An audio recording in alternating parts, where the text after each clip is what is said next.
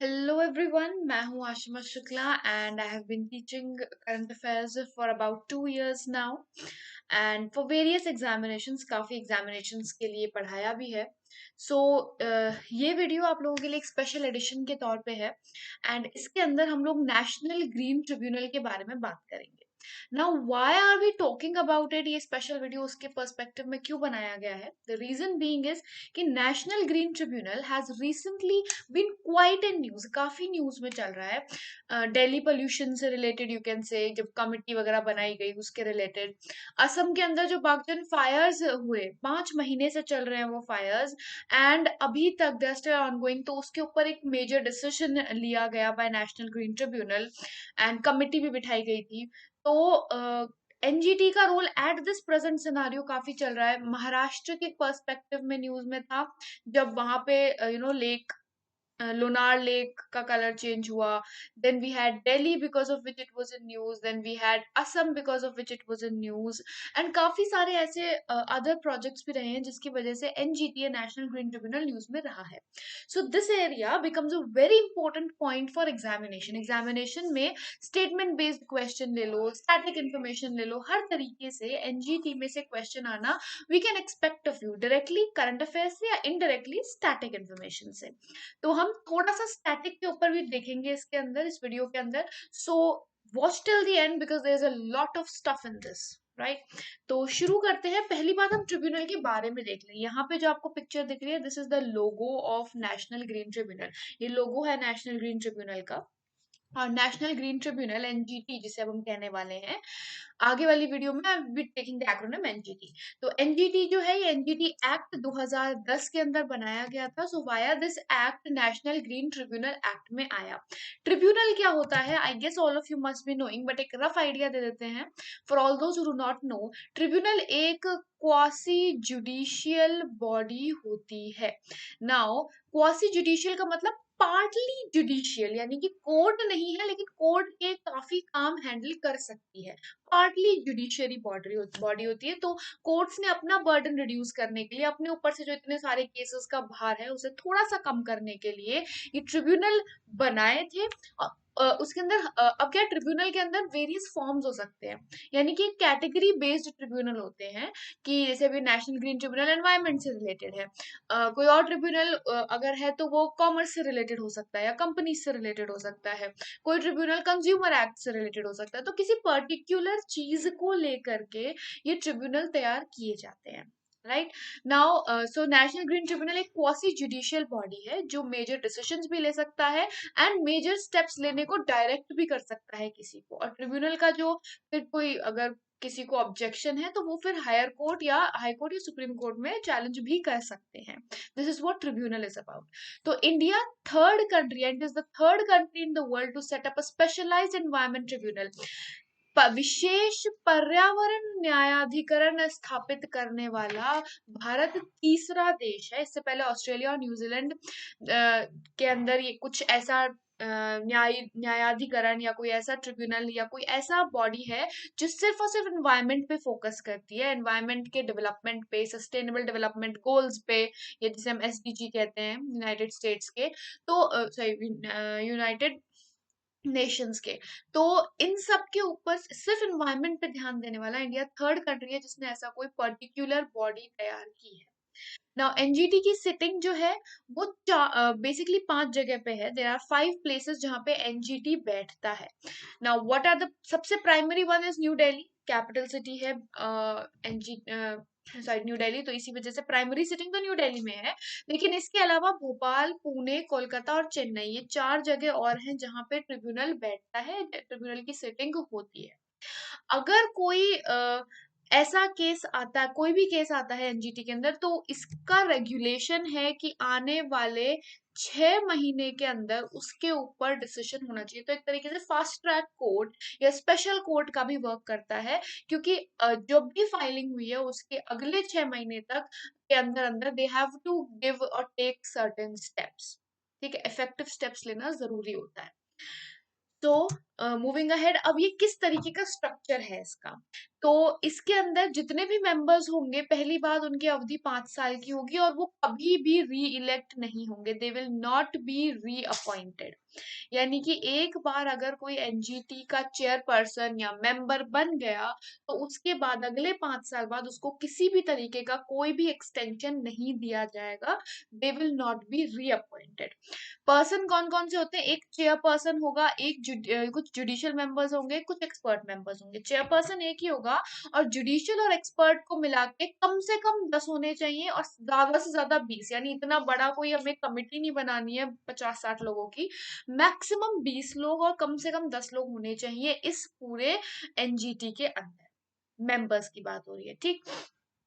तो अगर चेयरपर्सन कोई अपॉइंट होगा तो कौन अपॉइंट हो सकता है, कोई भी रिटायर्ड जज या प्रेजेंट जज सुप्रीम कोर्ट का या फिर हाई कोर्ट के चीफ जस्टिस, ही और she can be appointed as a chairperson. यानी कि कोई ना कोई जज जिसका एक्सपीरियंस भी रहा है हाई कोर्ट या सुप्रीम कोर्ट में, वो लोग चेयरपर्सन बन सकते हैं। जुडिशियल मेंबर कौन कौन होगा, या तो प्रेजेंट या कोई रिटायर्ड हाई कोर्ट जज। एक्सपर्ट मेंबर्स में एक्सपर्ट होना चाहिए, यानी कि या तो पीएचडी हो एनवायरनमेंट में या फिर मास्टर्स हो इंजीनियरिंग टेक्नोलॉजी एनवायरनमेंट इनमें।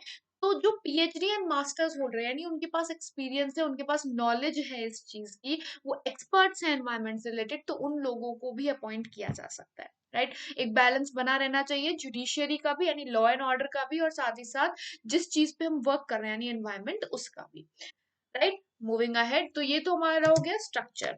तो अब पावर्स एंड ज्यूरिसडिक्शन क्या है।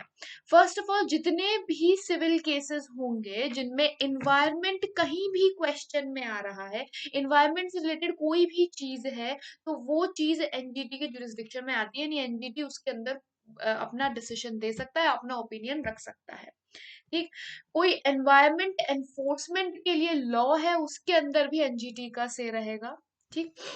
अब ये जो है एनजीटी एक स्टैट्यूटरी बॉडी है, it is a statutory body, right. तो इसीलिए ये, पर फिर भी ये कोड ऑफ सिविल प्रोसीजर 1908 1908 के सिविल प्रक्रिया संहिता के अंदर नहीं आता है, उसके उससे बाउंड नहीं है, उसके जितने भी प्रोसीजर्स हैं उससे बाउंड नहीं है, उससे बंधा हुआ नहीं है, अपने प्रिंसिपल्स पे चलेगा। यानी इसका प्रिंसिपल क्या है कि नेचर को जस्टिस मिले, तो उसी प्रिंसिपल पे वर्क करेगा, इसके ऊपर किसी भी तरीके का कोई सिविल प्रोसीजर का बाउंडेशन नहीं है, राइट।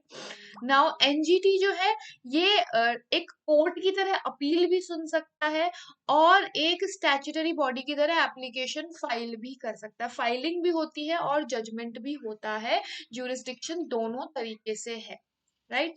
नाउ एनजीटी के ऑर्डर से अगर कोई ऑर्डर पास हो रहा है, तो जो भी प्रिकॉशन, जो भी मेजर्स हैं, जो भी चीजें करनी है, वो कौन करेगा, इनका एक ही चीज है, वो है पॉल्यूटर पेज। जिसने पोल्यूशन फैलाया है, जिसने गंदगी करी है, वही पेमेंट करेगा, वही सब चीजें हैंडल करेगा, उसी का काम है। तो इनका एक ही प्रिंसिपल है, पोल्यूटर इज गोइंग टू पे, that is the principle of this NGT, ठीक। अब ये लोग क्या कर सकते हैं एनजीटी के अंदर, अगर कोई डैम वगैरह बन रहा है, लैंड खाली करानी है, तो पहली बात तो उस लैंड को खाली कराना सही है या नहीं, एनजीटी उसमें कह सकता है।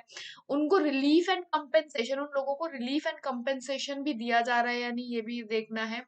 किसी तरीके की प्रॉपर्टी डैमेज हुई है in terms of environment, that is also under NGT, उसके ऊपर भी कह सकता है। एंड ट्रिब्यूनल, किसी भी एनवायरमेंटल एरिया में कोई भी ऐसा स्टेप लिया जा रहा है जो नहीं लिया जाना चाहिए, तो उसमें उसको रिस्ट्रिक्ट भी कर सकता है, that is also in the tribunal, ठीक।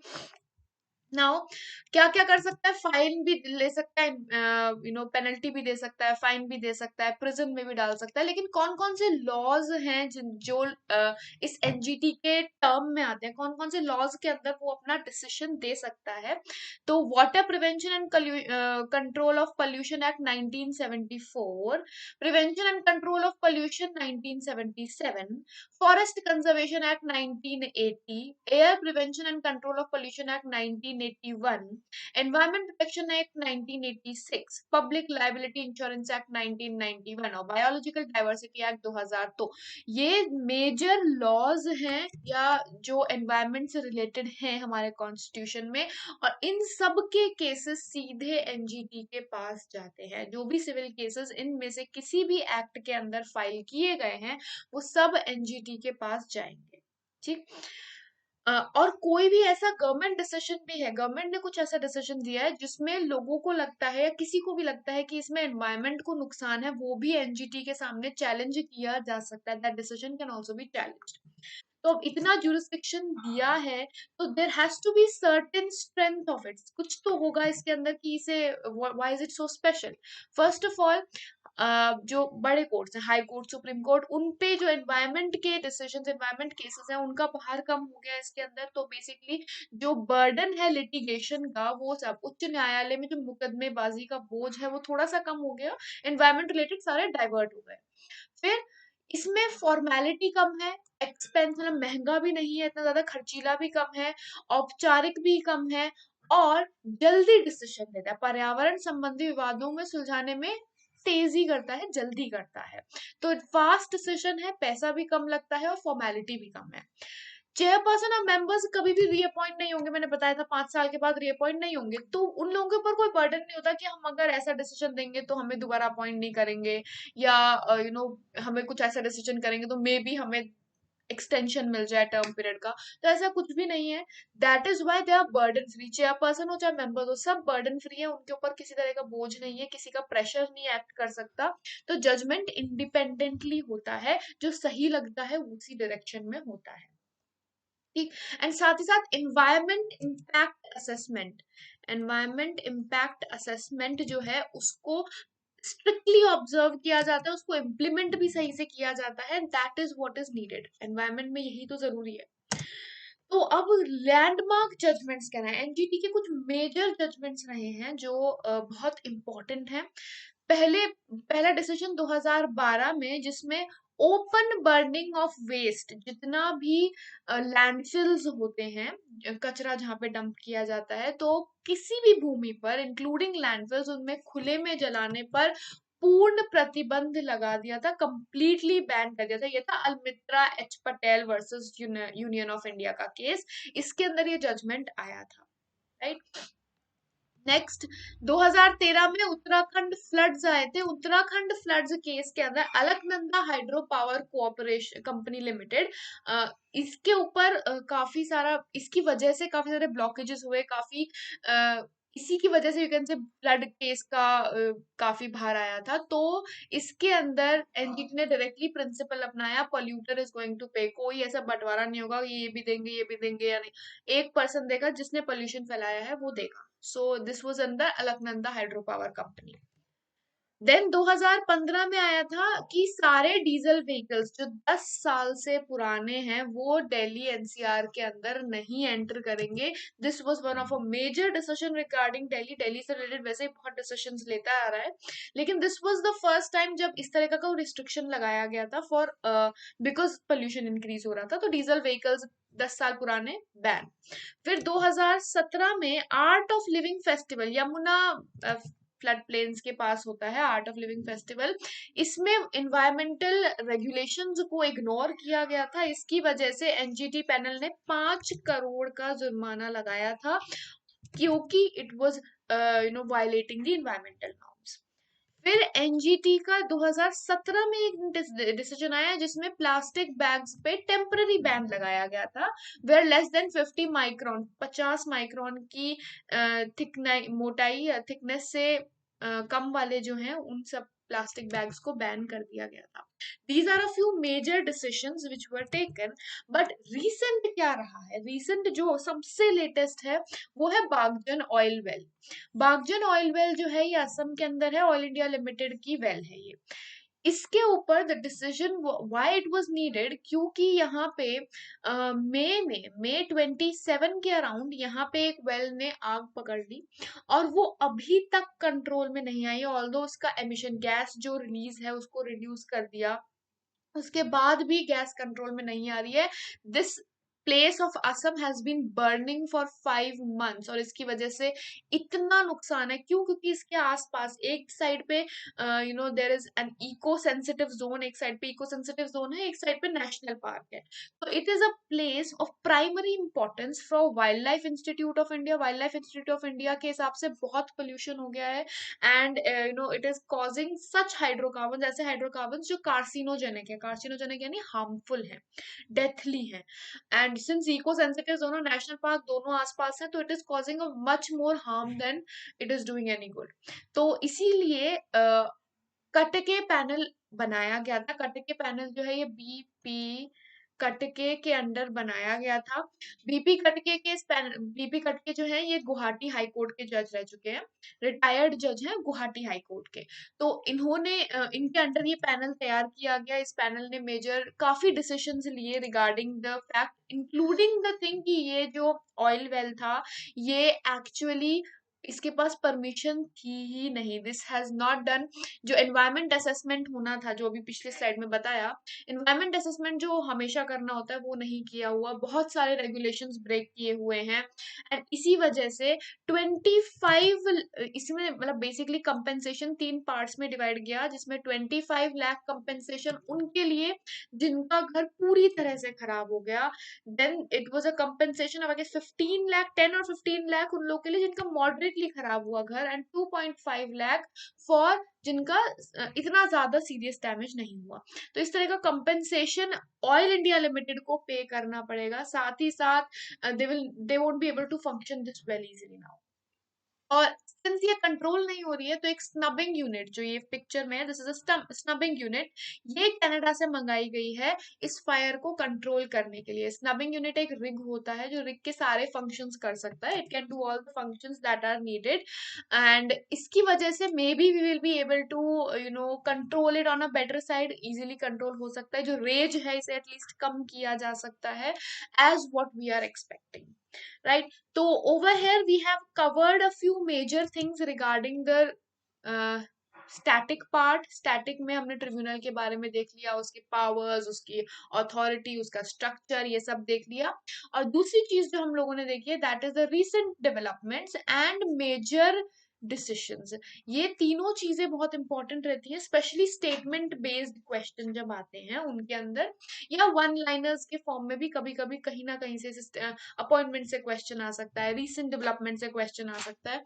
तो you need to be aware about all of these small little things that are there, right? So over here I'll be winding up the session. Thank you so much and I hope ये video आप लोगों के लिए helpful रहा हो। See you until then, goodbye and take care.